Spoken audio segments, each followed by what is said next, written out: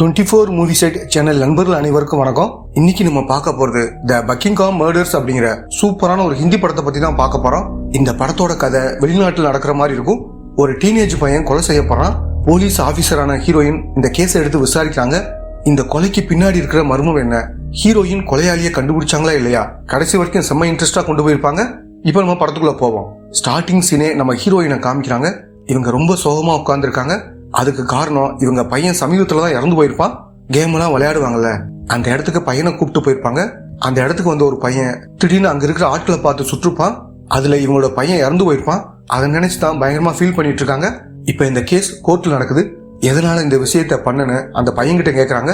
அவனும் சொல்ல ஆரம்பிக்கிறான். அவன் வீட்டுல யாருமே பெருசா இவனை கண்டுக்க மாட்டாங்க. இவனை சுத்தி இருக்கிறவங்க கூட இவனை பெருசா கண்டுக்கல. நான் தனியா இருக்கிற மாதிரி ஃபீல் பண்ணேன். யாரு சந்தோஷமா இருக்கிறத பார்த்தாலும் எனக்கு கோவம் வந்துருது. அந்த இடத்துல அந்த பையன் சிரிக்கிறத பார்க்கும்போது எனக்கு கோவம் அதிகமாச்சு. அதனாலதான் துப்பாக்கி வச்சு எல்லாரையும் சுட்டேன்னு சொல்றான். இவன் ஒரு மன நோயாளியாவே மாறி இருக்கான் போல. இது ஜட்ஜுக்கும் புரியுது. இப்ப ஜட்ஜும் அந்த பையனுக்கான தண்டனையை கொடுக்குறாரு. இப்ப போலீஸும் அந்த பையனை அரெஸ்ட் பண்ணி கூப்பிட்டு போறாங்க. வழியில ஹீரோயினை பார்த்துட்டு சாரின்னு சொல்றான். ஆனா ஹீரோயினும் கோவப்பட்டு அந்த பையனை போட்டு பயங்கரமா அடிக்கிறாங்க. போலீஸ் எல்லாம் வந்து ஓரளவு கண்ட்ரோல் பண்ணிடுறாங்க. ஹீரோயின் கூட அவங்க அப்பாவும் வந்திருக்காரு போல. அப்பாவும் அவங்கள சமாதானப்படுத்தி கூப்பிட்டு போறாரு.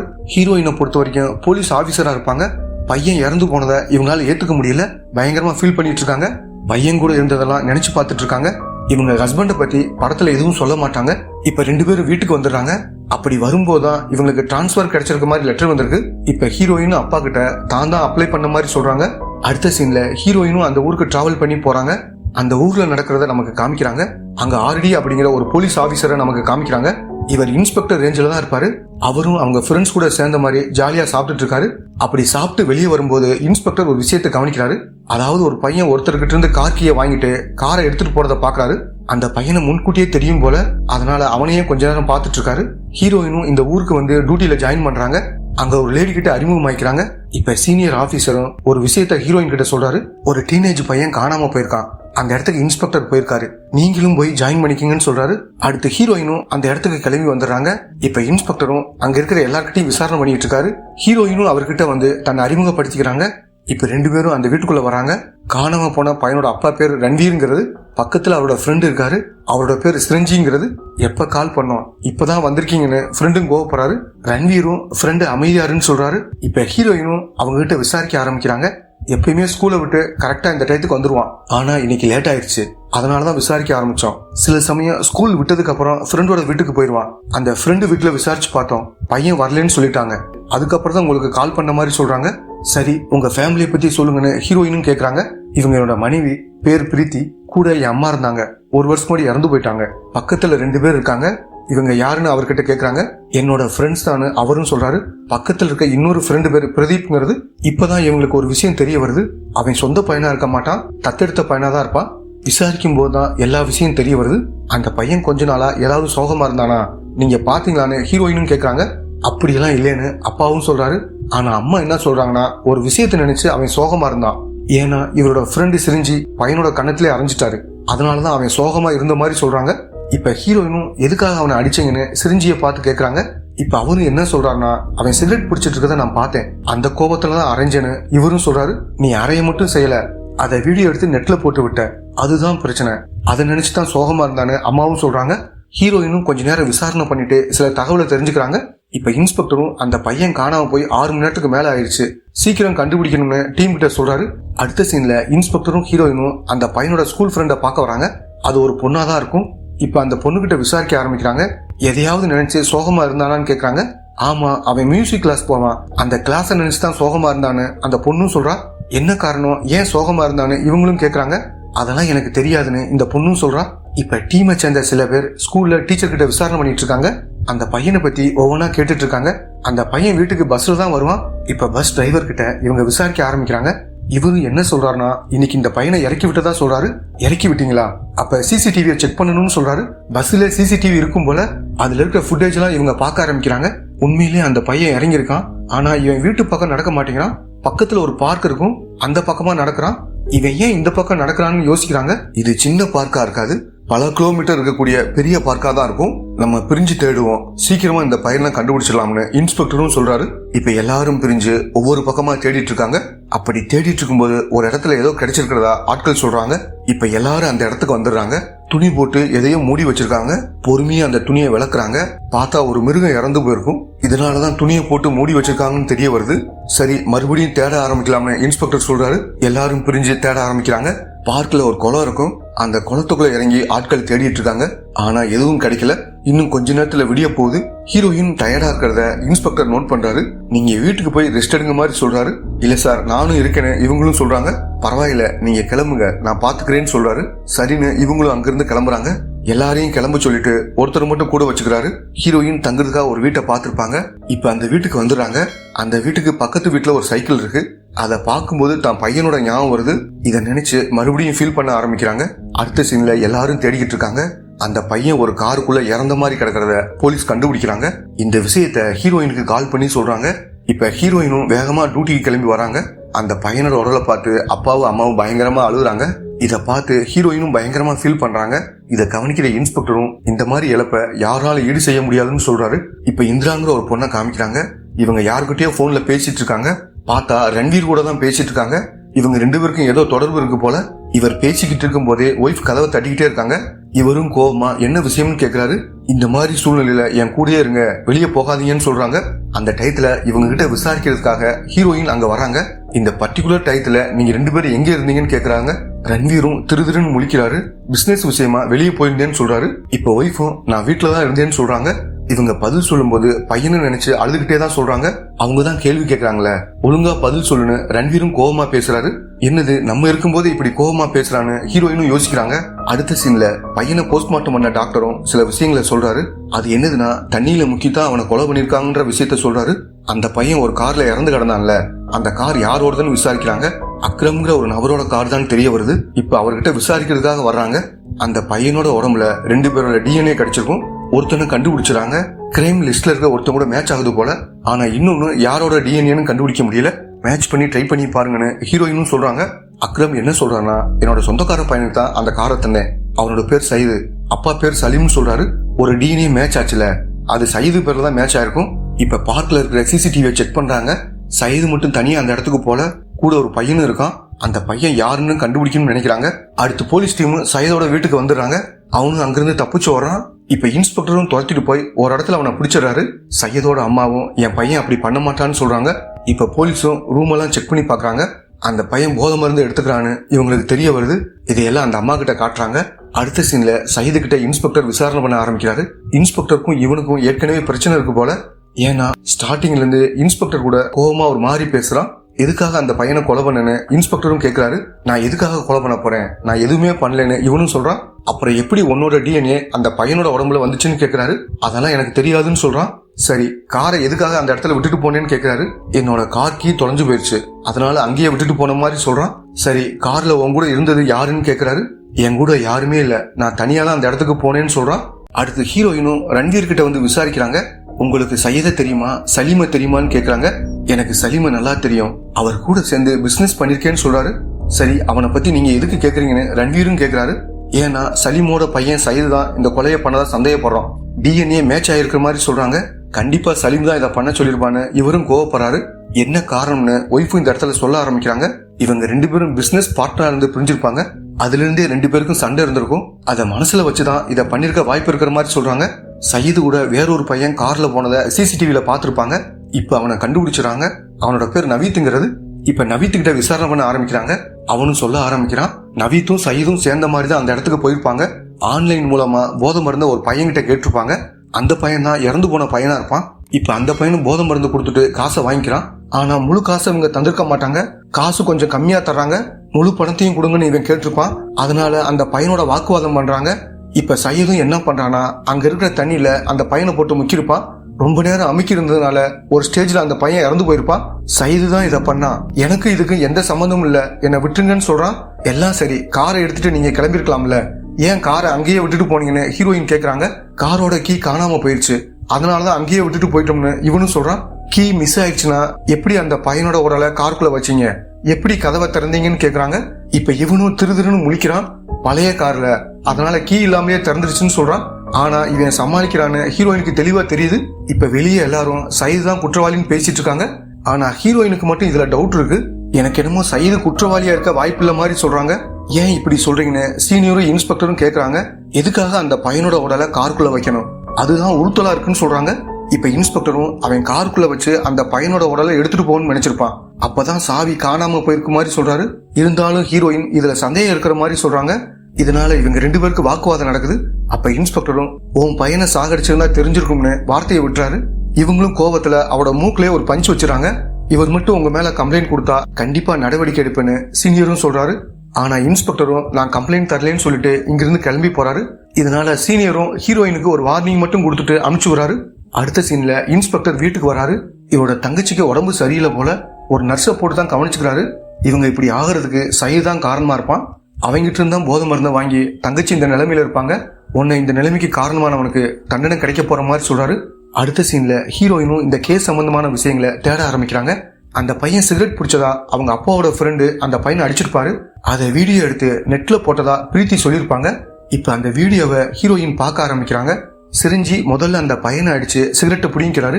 இந்த மாதிரி சிகரெட்லாம் யூஸ் பண்ணக்கூடாதுன்னு வீடியோவை பார்த்து பேசுறாரு. அந்த பையன் இறந்து போனான்ல, அவன் பேர்ல அப்பா 4 கோடி ரூபாய்க்கு இன்சூரன்ஸ் போட்டிருப்பாரு. இப்ப அவர் மேலேயும் சந்தேகப்பட ஆரம்பிக்கிறாங்க. அடுத்த சீன்ல சிரிஞ்சியை பார்த்து பேசுறதுக்காக ஹீரோயின் அங்க வராங்க. இப்ப சிரிஞ்சி நல்லவரா இருக்கலாம், ஆனா இவரும் ஒரு காலத்துல போதை மருந்து டீலரா தான் இருப்பாரு. அதை பத்தி எல்லாம் இவங்க கேட்டுட்டு இருக்காங்க. அதெல்லாம் எப்பவோ நடந்தது, இப்ப அந்த மாதிரி எல்லாம் பண்ணலன்னு இவரும் சொல்றாரு. எனக்கு என்னமோ வேறு சில ஆட்களை வச்சு இதை பண்றீங்களான்னு சந்தேகமா இருக்கு. ஏன்னா அந்த சின்ன பையன் அவங்க 2 பேருக்கு போதை மருந்து வித்திருக்கான். அந்த பையன்கிட்ட நீங்களே ஏன் கொடுத்துருக்க கூடாதுன்னு கேக்குறாங்க. மேடம் அந்த மாதிரி நான் எதுவுமே பண்ணலன்னு இவரும் சொல்றாரு. அடுத்த சீன்ல பிரதீப்பை காமிக்கிறாங்க. இவர் ரன்வீரோட வீட்டுக்கு தான் வந்திருக்காரு. ரன்வீரோட ஃப்ரெண்டா தான் இருப்பாரு.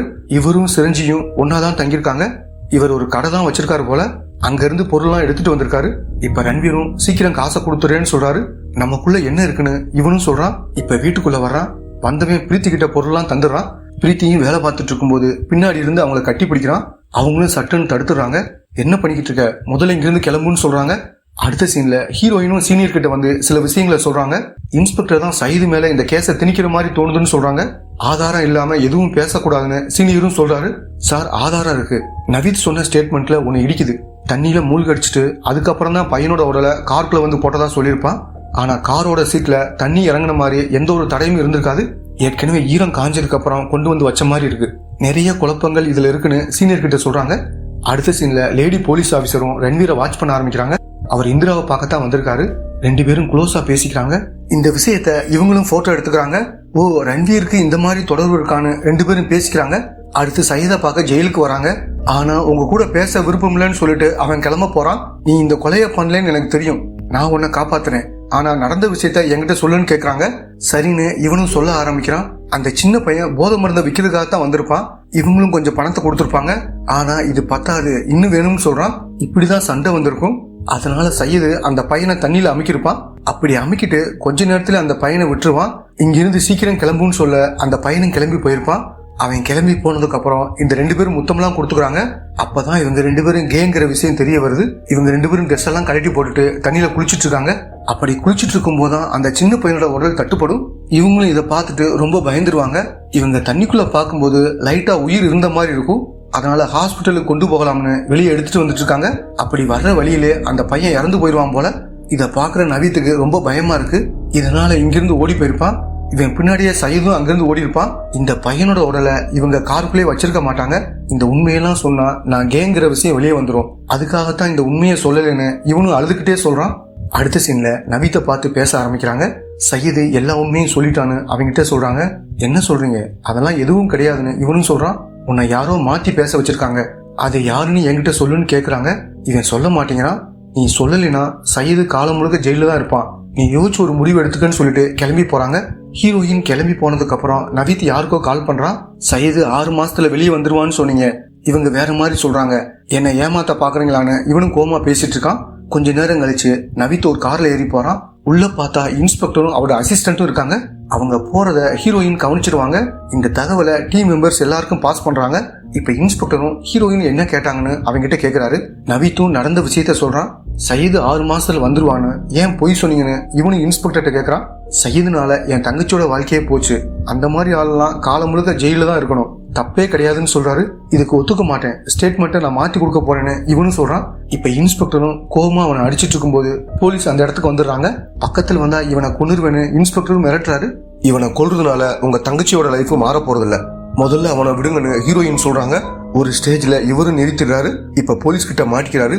போலீஸ் கூப்பிட்டு போயிட்டு இருக்கும்போது ஒருத்தரோட துப்பாக்கியை திடீர்னு பிடிக்கிறாரு. துப்பாக்கியை கீழே போடுங்கன்னு சீனியர் ஆபீசரும் சொல்றாரு. ஆனா அவர் கீழே போட மாட்டேங்கிறாரு. இவர் பண்ணது வெளியே வந்தா தனக்கு அசிங்கம் நினைச்சு தன்னைத்தானே சுட்டு இறந்து போயிடுறாரு. இதை பாக்குற எல்லாரும் அதிர்ச்சி ஆறாங்க. அடுத்த சீன்ல அந்த இன்ஸ்பெக்டரோட அசிஸ்டன்ட் கிட்ட இந்த விஷயத்தை எப்படி பண்ணீங்க சொல்லுங்கன்னு விசாரிக்க ஆரம்பிக்கிறாங்க. இதுக்கு முன்னாடி ஒரு கார் கிளம்பி போனதை இன்ஸ்பெக்டர் பார்த்திருப்பாரு. அதாவது அக்ரமோட காரை தான் இந்த சயீது வாங்கிட்டு போனதை பார்த்திருப்பாரு. நைட்டு தேடும் போதே கார் ஒரு இடத்துலயும் பக்கத்துல கொஞ்சம் தள்ளி அந்த பையன் இறந்து கிடந்ததையும் பார்த்திருப்பாரு. வேணுமே தான் விடிய காலையில எல்லாரையும் அனுப்பிச்சு விட்டுருப்பாரு. தன்னோட அசிஸ்டன்ட் தான் சொல்றதை கேட்பாருன்னு நினைச்சு அவர் மட்டும் கூட வச்சுக்கிறாரு. இவங்க 2 பேரும் சேர்ந்துதான் அந்த பையனோட உடலை காருக்குள்ள வச்சிருப்பாங்க. இது மூலமா சையதை மாட்டி விடலாம்னு நினைச்சிருப்பாங்க. அதுக்காகத்தான் இப்படி பண்ணிருப்பாங்க. அப்படின்னா இன்ஸ்பெக்டர் அந்த கொலையை பண்ணலையான்னு இந்த போலீஸ் ஆபீசரும் கேக்குறாரு. கண்டிப்பா இல்ல சார், ஏன்னா ஈவினிங் அந்த டயத்துல என் கூட தான் இருந்தாரு, அவர் இந்த கொலையை பண்ணலன்னு அசிஸ்டன்டும் சொல்றாரு. இன்ஸ்பெக்டர் இந்த கொலையை பண்ணலைன்னா வேற யார் இதை பண்ணதுன்னு எல்லாரும் டிஸ்கஸ் பண்றாங்க. அடுத்த சீன்ல ரன்வீரும் இந்திரா கிட்ட வந்து பேசுறாரு. நம்ம 2 பேரும் சீக்கிரம் கல்யாணம் பண்ணிக்கிட்டு எங்கேயாவது போயிடலாம்னு சொல்றாரு. அவசரப்படாதீங்க, இதெல்லாம் முடியட்டும், அதுக்கப்புறம் பாத்துக்கலாம்னு இவங்களும் சொல்றாங்க. அப்ப இவரோட ஒய்ஃப் கிட்ட இருந்து திரும்ப திரும்ப கால் வந்துகிட்டே இருக்கு. இவரும் காலை கட் பண்ணி விடுறாரு. போலீஸை பொறுத்த வரைக்கும் 2 டிஎன்ஏ கிடைச்சிருக்கும். ஒன்னு சையதோடது, இன்னொரு டிஎன்ஏ யாரோடதுன்னு தெரியல. அவன் தான் இந்த கொலையை பண்ணிருக்க வாய்ப்பு இருக்கிற மாதிரி யோசிக்கிறாங்க. அதே மாதிரி ரன்வீர் மேலேயும் டவுட் இருக்கு. இன்சூரன்ஸ் பணத்துக்காக சொந்த பையனை கூட கொலை பண்ணிருக்கலாம். சொந்த பையன் கிடையாது, தத்தெடுக்கப்பட்ட பையன் தான் சொல்றாங்க. இப்ப ரன்வீரும் வீட்டுக்கு வராரு. இதுக்காக இத்தனை கால் பண்ணேன்னு கேட்டுக்கிட்டே தான் வராரு. அப்பதான் பிரதீப் ஒய்ஃப் கிட்ட தப்பா நடந்துகிட்டு இருக்கான்னு தெரிய வருது. உன்னை விட மாட்டேன்னு சொல்லி அவனை துரத்த ஆரம்பிக்கிறாரு. ஆனா ஒரு இடத்துல வசமா மாட்டிக்கிறான். இவரும் கோபத்துல ஒரு பாத்திரத்தை வச்சு அவனை மண்டையில திரும்ப திரும்ப அடிக்கிறாரு. இப்ப போலீஸ்க்கு தகவல் கொடுத்து கொஞ்ச நேரத்துல அங்க வந்துடுறாங்க. இப்ப பிரீத்தி கிட்ட என்ன நடந்துச்சுன்னு விசாரிக்க ஆரம்பிக்கிறாங்க. பிரதீப் கொஞ்சம் வருஷத்துக்கு முன்னாடி ரொம்ப சின்ன பையனா இருப்பான். அப்பெல்லாம் இவங்க வீட்டுல தான் தங்கியிருப்பான். இவங்க கிட்ட அக்கா அக்கான்னு பேசியிருப்பான். இவங்களும் சகஜமா அவங்க கிட்ட பேசியிருப்பாங்க. ஆனா போக போக இவங்க கிட்ட தப்பா நடந்துக்க ஆரம்பிச்சிருப்பான். இவங்களும் கோவமா வீட்டை விட்டு விரட்டி விடுவாங்க. ஆனா இன்னைக்கும் வந்து ரொம்ப தொந்தரவு பண்ண ஆரம்பிச்சிருப்பான். அதனாலதான் ரன்வீருக்கு நிறைய தடவை கால் பண்ணேன். அவர் வந்தாரு, இந்த மாதிரி ஆயிடுச்சுன்னு அழுதுகிட்டே சொல்லிட்டு இருக்காங்க. இப்ப ஹீரோயினும் இன்சூரன்ஸ் பணத்துக்காகத்தான் உங்க பையனை கொலை பண்ணீங்களான்னு ரன்வீர் கிட்ட கேக்குறாங்க. ஏன் இப்படி எல்லாம் பேசுறீங்க, நான் அப்படியெல்லாம் பண்ணலன்னு மாதிரி சொல்றாரு. இந்திரா கூட சந்தோஷமா வாழ்றதுக்கு பணம் தேவை, அதுக்காகத்தான் இதை பண்ணீங்களான்னு கேக்குறாங்க. எனக்கு தேவையான பணம் இருக்கு, இப்படி பண்ணணும்னு அவசியம் இல்லைன்னு இவரும் சொல்றாரு. இந்திரா தான் அந்த சின்ன பையனுக்கு மியூசிக் கிளாஸ் எடுக்கிறவங்களா இருப்பாங்க. அந்த பையன் ஏன் சோகமா இருந்தான்னு இவங்களுக்கு புரிஞ்சிருது. ரன்வீர் இந்த பையனை கூப்பிட வருவார்ல, அப்ப இந்திரா கூட சில்மிஸ் எல்லாம் பண்ணுவார் போல. அதுதான் பையனுக்கு தெரிய வந்து சோகமா இருந்திருக்கான். இப்ப 2வது டிஎன்ஏ யாரோடதுன்னு தெரிஞ்சிருச்சு போல. உடனே போலீஸ் எல்லாரும் ஒரு வீட்டுக்கு வந்து தேடி பாக்குறாங்க. அது யாரோட வீடுனா சிரிஞ்சி வீட்டுல தான் தேடிட்டு இருக்காங்க. அவர் வீட்டுல நிறைய போதை மருந்து இருக்கிறத கண்டுபிடிக்கிறாங்க. அதே மாதிரி தனியா ஒரு போனையும் மறைச்சு வச்சிருக்காரு. இதெல்லாம் எப்படி வந்துச்சுன்னு எனக்கே தெரியாதுன்னு அவரும் சொல்றாரு. இப்ப போனை செக் பண்ணி பார்க்கும்போது சில தகவல் கிடைக்குது. உடனே ஏர்போர்ட்டுக்கு கிளம்பி வராங்க. அப்ப பிரீத்தி தப்பிச்சு போகலாம்னு நினைக்கும் போது எல்லாரும் சேர்ந்து அவங்க பிடிச்சிடறாங்க. அடுத்து பிரீத்தி கிட்ட விசாரணை பண்ண ஆரம்பிக்கிறாங்க. 2வது டிஎன்ஏ எப்படி மேட்ச் ஆயிருக்கும்னா பிரதீப் உடல் கிடைச்சது இல்ல, அந்த டிஎன்ஏவை இருக்கும் போதுதான் மேட்ச் ஆயிருக்கும். அப்படின்னா பிரதீப் தான் அந்த பையனை கொண்டிருக்கான்னு தெரிய வருது. அதனாலதான் பிரதீப் வீட்டை செக் பண்ணிருப்பாங்க. சிரிஞ்சி கூட தான் சேர்ந்து இருப்பாரு. அப்படி செக் பண்ணும் போதுதான் அவன் போதை மருந்து விற்கிறது தெரிய வந்திருக்கும். அதே மாதிரி ஒரு போன் கிடைச்சிருக்கும். அந்த போன்ல இருந்துதான் இந்த பிரீத்தி கூட நிறைய தடவை கால் பண்ணி பேசிருக்கான்னு தெரிய வந்திருக்கும். உங்களுக்குள்ள என்ன நடந்துச்சு தெளிவா சொல்லுங்கன்னு ஹீரோயின் கேக்குறாங்க. இப்ப பிரீத்தியும் சிரிச்சுக்கிட்டே நடந்த விஷயத்த சொல்ல ஆரம்பிக்கிறாங்க. அவன் இவங்க வீட்டுக்கு வரும்போது சின்ன பையனா இருந்திருப்பான். இவங்க மேல அவனுக்கு ஒரு ஈர்ப்பு வந்திருக்கும். அதை இவங்களும் புரிஞ்சிருப்பாங்க. அதனாலதான் கொஞ்சம் கொஞ்சமா அவனை என்னோட அடிமையா மாத்திக்கிட்டேன்னு சொல்றாங்க. அவனை வச்சு நான் நினைச்ச எந்த விஷயத்தையும் பண்ணலாம்னு தெரிஞ்சது. அவனை வச்சுதான் இந்த பையனோட கதையை முடிச்சேன்னு சொல்றாங்க. பிரதீப் இருக்கான்ல, அவன் போதை மருந்து விற்கிற டீலரா இருந்திருப்பான். அப்படி அந்த பையனை வச்சு இந்த விஷயத்தெல்லாம் பண்ணிட்டு இருந்திருப்பான். பையனோட கதையை முடியும்னு இவங்க சொல்லியிருப்பாங்க. அந்த பையன் பார்க்குக்கு போகும்போது இவன் அந்த பையனோட கதையை முடிச்சிருப்பான். அங்க இருக்கிற 2 பேர் மேலதான் பழி போகும்னு நினைச்சு சமயம் பார்த்து பிரதீப் இந்த விஷயத்த பண்ணிருப்பான். எதுக்காக அந்த பையனை கொன்னேன்னு கேக்குறாங்க.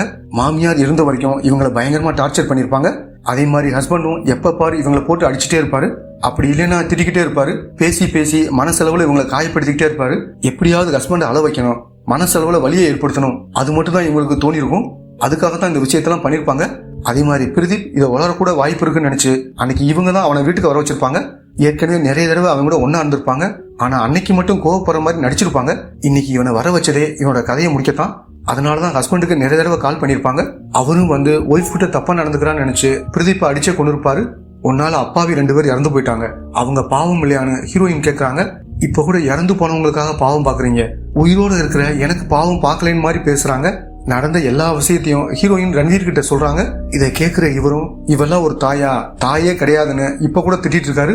இதனால கோவப்பட்ட ஹீரோயினும் பலாருன்னு இவரோட கண்ணத்திலே அறவுறாங்க. ஏன்னா இவன் பண்ண டார்ச்சர்னாலதான் அவங்க அப்படி ஒரு முடிவு எடுத்திருக்காங்க. அதை நினைச்சுதான் அரைஞ்சிருப்பாங்க. இப்ப சையதை ரிலீஸ் பண்ணிடுறாங்க. இறந்து போன அந்த பையனுக்கான இறுதிச் சடங்கு நடக்குது போல. இவங்க எல்லாருமே அந்த இடத்துக்கு வந்துடுறாங்க. இதோட இந்த படம் முடியுது.